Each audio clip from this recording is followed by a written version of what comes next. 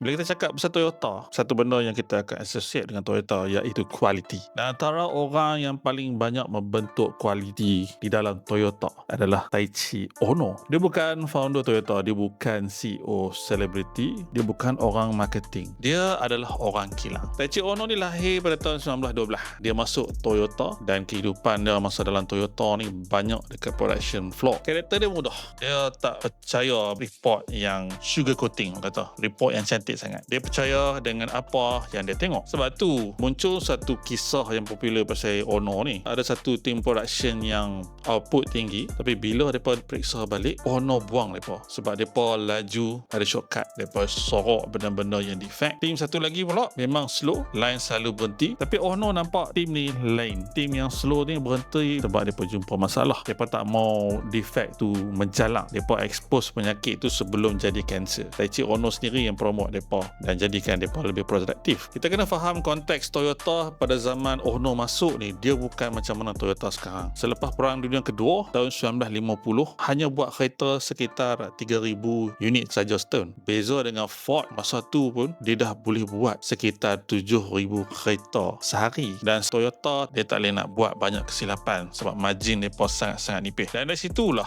Toyota production system lahir. Ohno hidupkan just in time system. Dia buat barang bila perlu, jumlah yang diperlukan dengan dalam masa yang diperlukan sahaja, tak lebih tak kurang. Lepas tu pula dia mempopularkan balik sistem Kanban. Sistem Kanban yang kita selalu tengok di dalam Trello, Monday.com, ClickUp. Dia buat sistem supaya production nampak flow dan tak agak-agak. Dan dia mengkuatkan lagi budaya Jidoka. Jidoka ni adalah budaya kalau ada masalah, berhentikan line, jangan sorok, betulkan punca yang menyebabkan production line tu stop. Hasil daripada semua yang Ohno buat, kita boleh nampak Toyota Production System dia dah jadi satu rujukan dunia untuk lean manufacturing dan hasilkan kereta dengan cepat, kos rendah dan juga kualiti dia tinggi. Sekarang ni depa dah menjadi satu syarikat yang konsisten menjual lebih daripada 10 juta unit setahun sejak lebih daripada 10 tahun lepas. Kelajuan tanpa kualiti bukanlah satu growth, ia adalah satu cara yang paling cepat untuk rosakkan syarikat sendiri.